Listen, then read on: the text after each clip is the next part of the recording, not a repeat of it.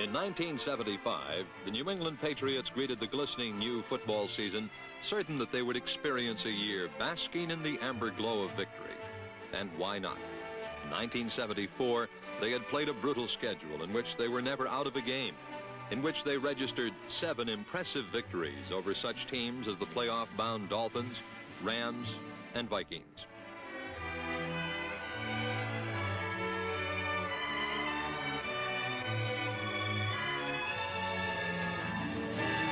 When 74 ended, Patriots fans eagerly awaited 1975 and the Patriots' seemingly predestined climb to championship contention. But as crisp autumn visited the New England countryside with splashes of color, so too were the Patriots visited, again, by a rash of debilitating injuries.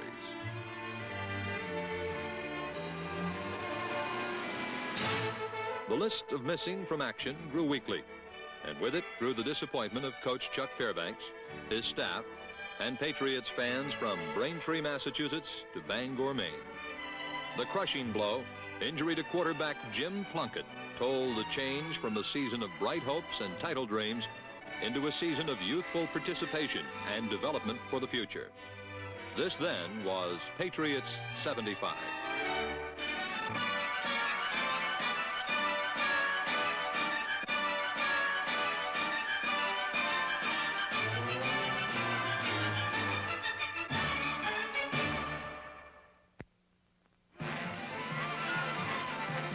The Houston Oilers came north and ran smack into a nor'easter, which made scoring a rarity in the season's first week.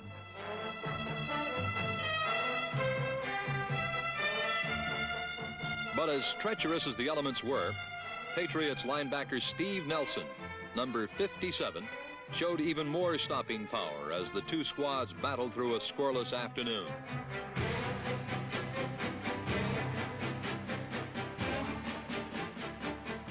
In the end, the wetness had the last word when the slippery ball popped loose, and this heartbreaking play caused a 7-0 Patriots defeat.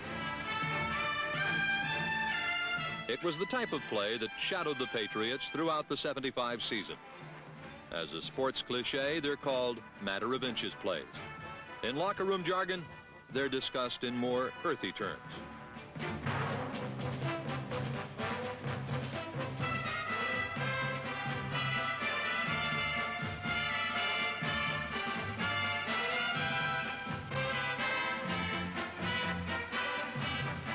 It wasn't until week 5 against the Colts that Chuck Fairbanks' Legions tasted victory, a win which came largely as a result of his innovative 3-man front. In this defense, number 71, Ray Hamilton, plays NT, or nose tackle, flanked on either side by the defensive ends. The nose tackle can play either directly opposite the enemy center or off to either side, and can be successful against either pass or run. It could be pretty effective both ways, the 3-4 defense. The way the Patriots use it is basically a run-oriented defense because we use a lot of pursuit in the defense. But also last year we were one of the teams that had the most sacks, against the passer also. So it can be pretty effective both ways. Against the Colts, Hamilton often played slightly off-center, a variation which helped blow the nose tackle into the Colts' backfield with destructive regularity.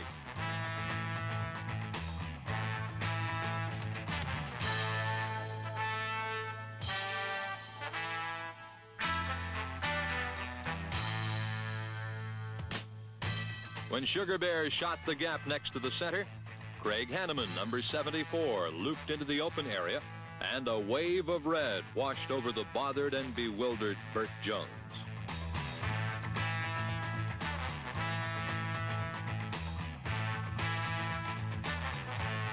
On offense, number 32, Andy Johnson, raced for 124 yards, including this 66-yard touchdown that helped pave the way to a 21-10 victory. This win began a 5-week streak of outstanding Patriot performances when odds and injuries were overcome by guts and youngsters performing like seasoned veterans. Rookie quarterback Steve Grogan faced the 49ers and gave an electrifying performance in Week 6.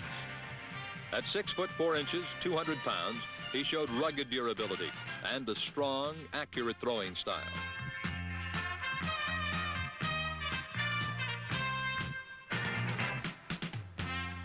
With Randy Vataha on the end of one special delivery and with Sam Bam Cunningham carrying a Grogan pitch out into the end zone, the Patriots had all they needed to win. But Grogan added some insurance to premium running back Andy Johnson, and the Patriots had their second inspiring victory in a row, 24-16.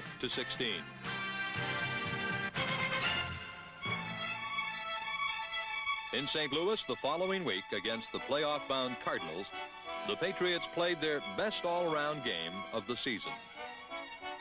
Steve Grogan was again mighty armed as Darryl Stingley made a magnificent catch to set up a 6-point stinger to Vataha.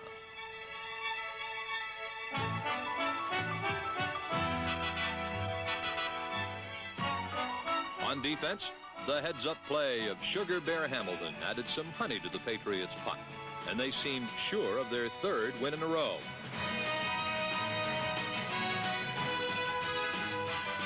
But late in the intense battle, Patriots' hopes were dashed by a number of penalties and a last-ditch Cardinal rally.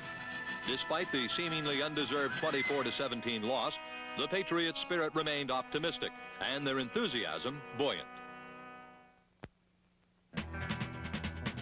In the 8th week, the Patriots journeyed across the country to San Diego, where the defense was outstanding.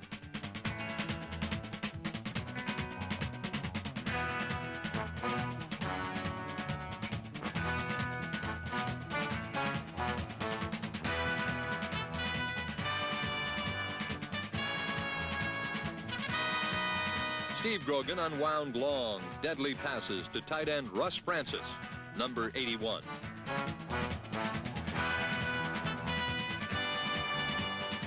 The galloping Francis maneuvered the Patriots in close enough to capitalize on short scoring plays for a 33-19 win, the third in 4 games. Next, home in Foxborough for a splendid display against the Super Bowl-bound Cowboys. Buzz bombs hummed through the air, and New England receivers like rookie Steve Burks charged the end zone.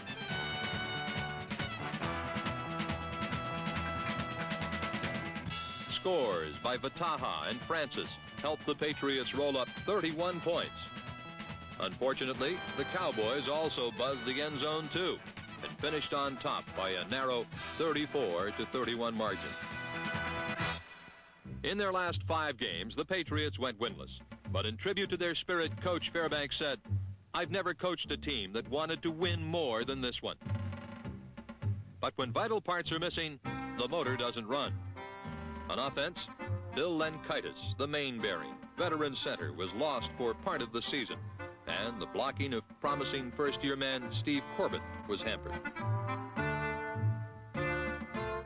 On defense, an injury to 9-year veteran George Webster deprived the linebacker corps of a talented and most experienced hitter.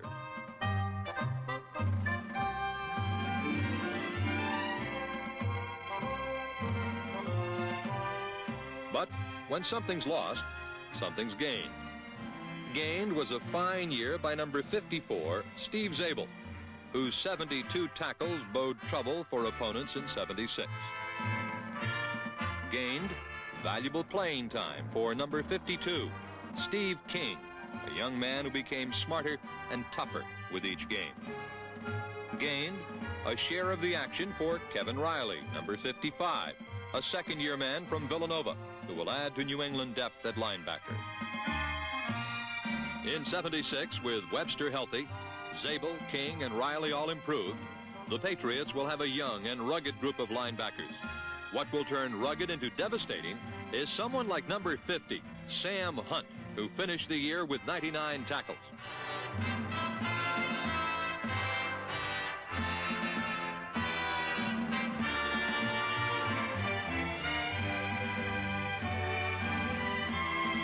Amazingly, it was only his second season. He's getting better every game while adding an experienced alertness to impressive physical attributes. In 75, The cream of the linebacker crop was second-year man Steve Nelson, number 57, who racked up a club-leading 142 tackles.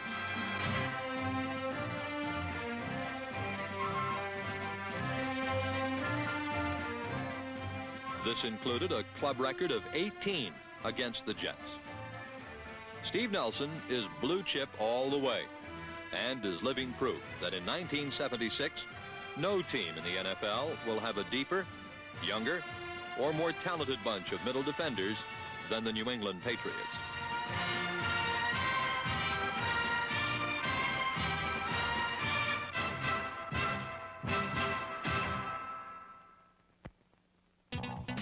In '75, the New England secondary had its difficulties, but number 25, John Sanders, starting in only his second year, got some meaningful insight on his free safety spot. He'll only get better. Strong safety Prentice McCray was another second-year starter, bolstered by the 9 years' experience of Bob Howard, number 24. While they'll get better, they'll have to get better, because pushing them will be two of New England's first-round draft choices. New England selects Mike Haynes, defensive back, Arizona State.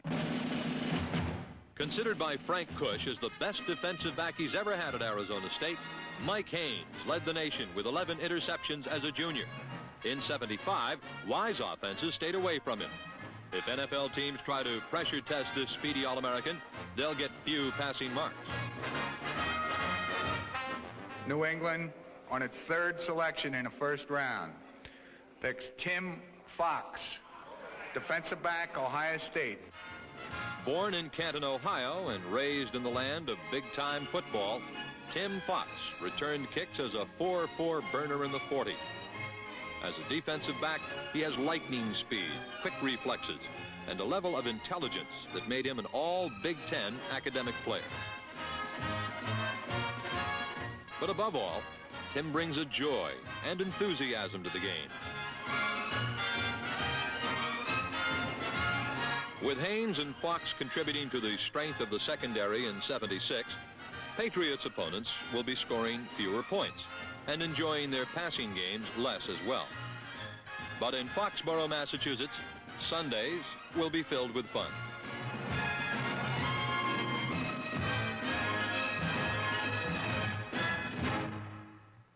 Pass pressure will come from up front, where number 85, Julius Adams at end, will be fully healthy and capable of vigorous pursuit.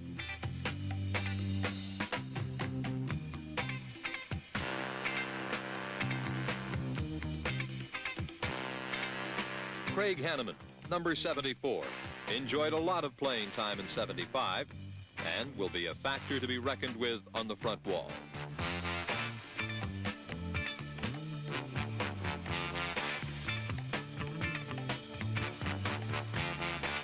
Number 71, Ray Hamilton, was only in his third season last year, and it was his best so far.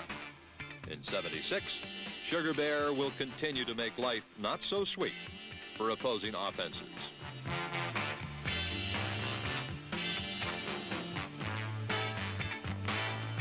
Number 78, Tony McGee, is always capable of outstanding physical accomplishment and is fast becoming one of the more punishing and able defensive ends in the league.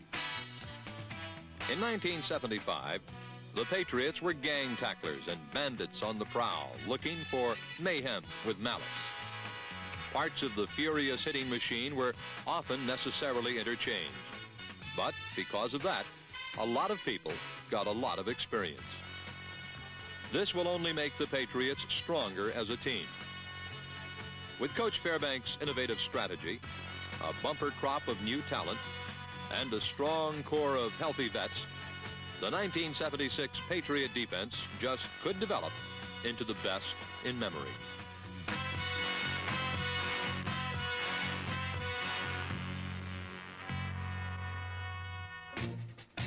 Add to this a punter, Mike Patrick, who was only a rookie and is only going to be getting better. And then add a bomb squad, which was fired by a bunch of young, alert movers and shakers. On top of this, Throw in large servings of team togetherness and enthusiasm.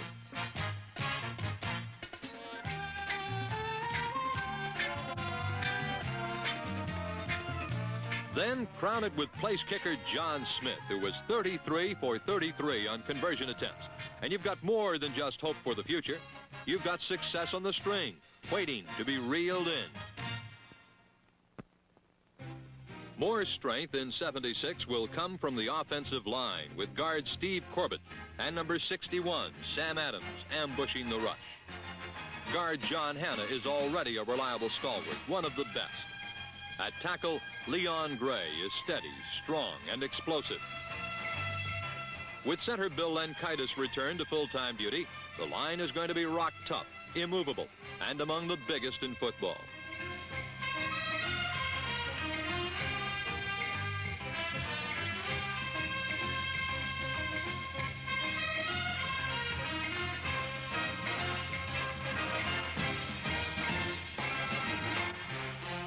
Despite the available talent, the Patriots have not stood still, and their second first-round draft choice will certainly help point production. From the University of Colorado comes huge center Peter Brock, number 54. Pete was a team leader who blew holes up the middle and kept Colorado runners and passers moving toward touchdown land. At 265 pounds, Pete is big enough to play anywhere on the line, and he's so good that no one was surprised that, as a center, he went in the first round.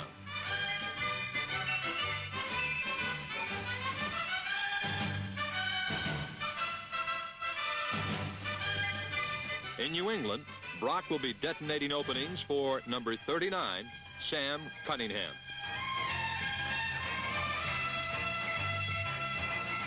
In his third year, the Bam led the Patriots in rushing and proved dangerously effective as a double threat.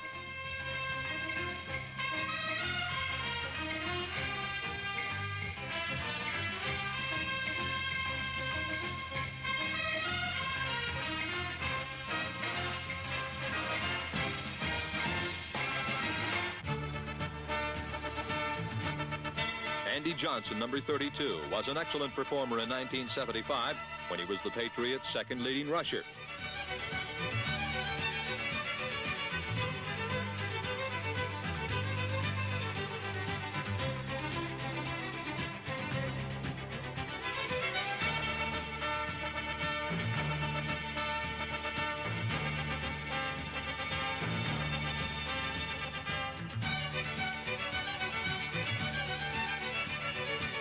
At 6 foot and 205 pounds, Johnson has the combination of size and speed that enabled him to break away on some long and important gains. Being only a second-year player, Andy's potential has hardly yet been realized. And what you see is what you'll be getting plenty more of.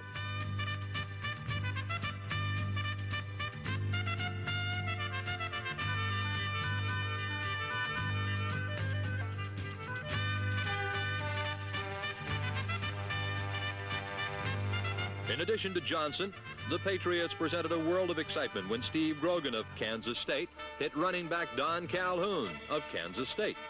Like so many of the Patriots, Calhoun is young and he can fly.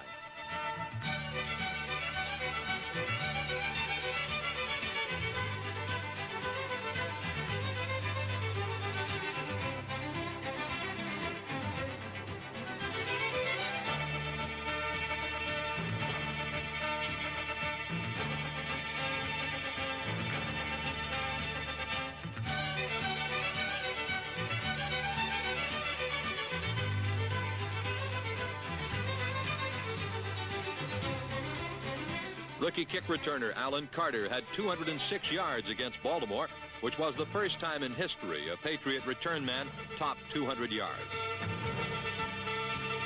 When running back positions go up for grabs in summer camp, Carter will be right there. And so will second-round draft choice Ike Forte from the University of Arkansas. Number 85 was a Razorback running back whose forte was getting the tough yardage inside. Ike just about single-handedly tore up Georgia in Arkansas's 75 Cotton Bowl win, and he'll give the Patriots a deeper, stronger running game than they've had in seasons.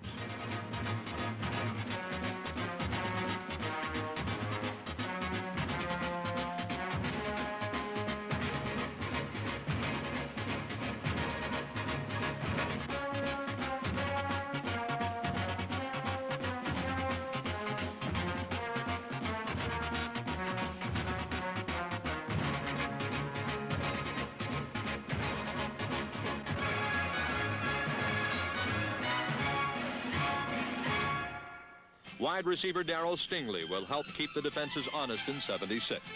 At 23 years old, Darryl is already a 3-year vet with moves, hands, speed, and quick strike power.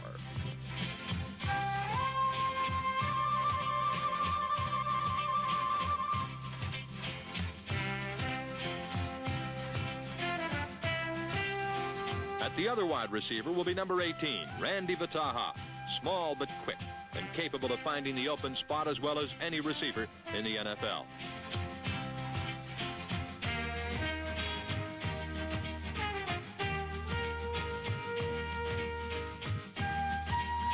In 1975, rookie tight end Russ Francis was the pride of the receiving corps. In any situation, he made the catch, treating deep defenders as a nuisance, no more important than buzzing houseflies.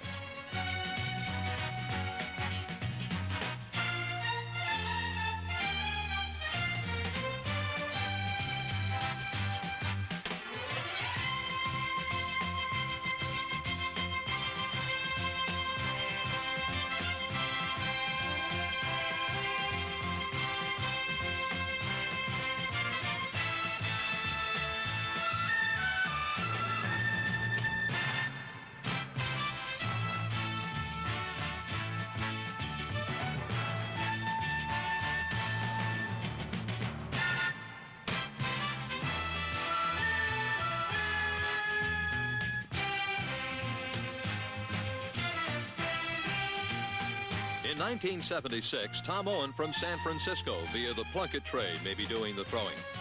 Between Grogan and Owen, the Patriots have two exceptionally strong-armed quarterbacks from which to choose.